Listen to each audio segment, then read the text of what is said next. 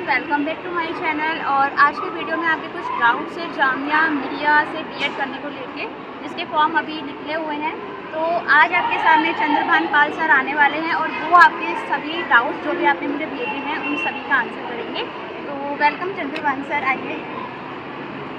ये चंद्रभान सर है जो कि मेरे स्कूल में SAT है, ये डाइट जिस तरीके से हमारा DLED होता है प्राइमरी टीचर्स के लिए, ऐसे स्पेशल बीएड के लिए DED होता है, इन्होंने वो किया हुआ है और अभी ये मेरे स्कूल में पढ़ा रहे हैं और इनकी जामिया से बीएड चल रही है। तो अभी थोड़ा सा आपको इंट्रोड्यूस करेंगे। जैसे जामिया मिलिया इस्लामिया में एक साल में 2 बार फॉर्म निकलते हैं बीएड करने के लिए। आप 2 बार फॉर्म जनवरी बैच आता है, फिर मई जून में आते हैं फॉर्म। 2 बार आप फॉर्म फिल करके आप 2 साल में 2 बार वो बीएड करवा दें, तो आप बीएड कर सकते हैं। और इसमें इन सर्विस वाले बीएड कर सकते हैं। अगर कोई भी आप प्राइवेट स्कूल में भी पढ़ा रहे हैं या गवर्नमेंट में स्कूल में पढ़ा रहे हैं तब भी आप बीएड कर सकते हैं। बस इन सर्विस सर्टिफिकेट वो मांगते हैं, आप किस स्कूल में पढ़ा रहे हैं तो आपको वो प्रोवाइड करना होता है। और एग्ज़ाम होता है जामिया मिलिया इस्लामिया का, तो वो एंट्रेंस के बेस पर उसके बाद मेरिट बनती है और उसमें जिन बच्चों का नाम आ जाता है वो वहाँ से बीएड कर सकते हैं। सर, इसके अलावा क्वेश्चन था बच्चों का कि एग्ज़ाम पेपर कैसा आता है, मेरिट लिस्ट के बारे में। आपको बताना चाहेंगे कि जो एग्ज़ाम होता है जामिया मिलिया इस्लामिया का, उसमें कई सारे सब्जेक्ट इंक्लूड होते हैं, लेकिन एक स्पेसिफिक सब्जेक्ट होता है जिसको आप सब्जेक्ट चूज करेंगे, जो आपका ग्रेजुएशन में सब्जेक्ट एक रहा हुआ होगा, उससे आप उस क्वेश्चन पेपर में उस सब्जेक्ट को अटेम्प्ट करके उसके बेस्ट क्वेश्चन आपको देने होंगे, उसका आंसर। उसके बाद में उसकी मेरिट बनती है। उस मेरिट बनती है तो आपको उसमें ये नहीं दिखाया जाता है मार्क्स कि आपके कितने मार्क्स आए, लेकिन आपका नाम आ जाता है उस लिस्ट में। जिसको अगर आपका नाम आ गया है, उसकी कई सारी SLC मतलब मार्क्स नहीं आते हैं ना? हाँ, मार्क्स तो नहीं होते हैं, खाली नाम आता है कि उस रजिस्ट्रेशन नंबर कि आपको कौन सी SLC अलॉट हुई है उसमें। क्योंकि जामिया मिलिया इस्लामिया अपने में भी 30 बच्चों को लेती है और कई सारी SLC उसमें प्रोवाइड करती है, वहाँ पे भी उन बच्चों को रेफ़र करते हैं, मतलब उन लिस्ट में नाम स्कूल का भी आता है। और एक क्वेश्चन आपका था कि जैसे जिन्होंने स्पेशल बीएड किया है, क्या उनको स्पेशल बीएड ही करना पड़ेगा या नॉर्मल बीएड भी कर सकते हैं? तो जैसे कि सर नॉर्मल बीएड कर रहे हैं, बट आपको डाउट होता है कि मैम बाद में फॉर्म रिजेक्ट हो जाएगा, क्योंकि NCT से वैलिड वो मांगते हैं, NCT अप्रूव होना चाहिए आपका डिप्लोमा।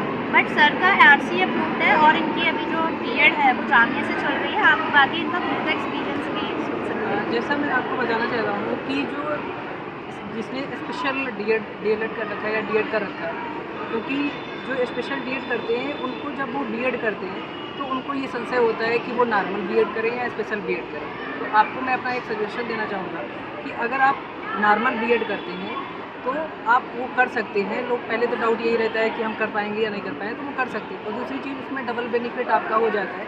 अगर आप स्पेशल एजुकेशन का कोई भी डिप्लोमा कर रहे हैं और नॉर्मल BED कर लेते हैं तो आप TGT पोस्ट के लिए एलिजिबल हो जाते हैं स्पेशल एजुकेशन में। और अगर आपने जिस सब्जेक्ट से BED कर रखा है नॉर्मल, आप अगर स्पेशल डिप्लोमा पहले है और नॉर्मल BED कर लिया, आप तो उस सब्जेक्ट के लिए एलिजिबल हो जाएंगे जिससे आपने BED की है। तो आप 2 टीचर बन सकते हैं, नॉर्मल भी टीचर बन सकते हैं और स्पेशल भी टीचर बन सकते हैं, और स्पेशल BED और नॉर्मल BED के बेस पर। आई होप आपके डाउट्स क्लियर हो गए हैं। और हाँ सर, एक क्वेश्चन मुझे भी याद आ रहा है, एक्सपीरियंस कितना मांगते हैं? जैसे कैंडिडेट का कमेंट आया था कि मिनिमम 2 साल का एक्सपीरियंस। ऐसा कोई फाउंडेशन नहीं है, आप खाली इन सर्विस हो आप कर सकते हैं। मतलब आपको कोई एक्सपीरियंस नीडेड नहीं है कि आपको लाइक 1 ईयर का, 2 ईयर का, 6 मंथ का। अगर आप किसी स्कूल में वर्किंग है तो आप लोग अप्लाई कर सकते हैं। आपको कहीं वर्किंग होना बहुत कंपल्सरी है।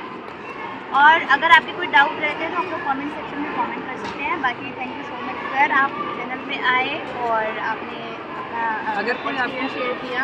हाँ, आपको बताना चाहेंगे, अगर आपको इसका पेपर आपको चाहिए तो मेरा एक चैनल है चंद्रभान पाल स्पेशल एजुकेटर नाम है। अब मैं उसमें कमेंट सेक्शन में उसके जो हमारा चैट बॉक्स है उसमें मैं उसको पिन कर दूँगा PDF को, आप वहाँ से ले सकते हैं और चैनल को सब्सक्राइब कर सकते हैं न्यू इन्फॉर्मेशन के लिए, स्पेशल एजुकेशन से रिलेटेड। तो सर का चैनल है चंद्रभान पाल स्पेशल एजुकेटर के नाम से। अगर आपको क्वेश्चन पेपर चाहिए जामिया मिलिया के, जैसे जनवरी सेशन का जो हुआ था, तो आप लोग सर के चैनल पे जाके सर वहाँ पे प्रोवाइड करा देंगे, तो आप लोग देख सकते हैं। और please don't forget to share, subscribe and like. और सर के चैनल को भी शेयर, सब्सक्राइब और लाइक करना ना भूलें। Thank you so much.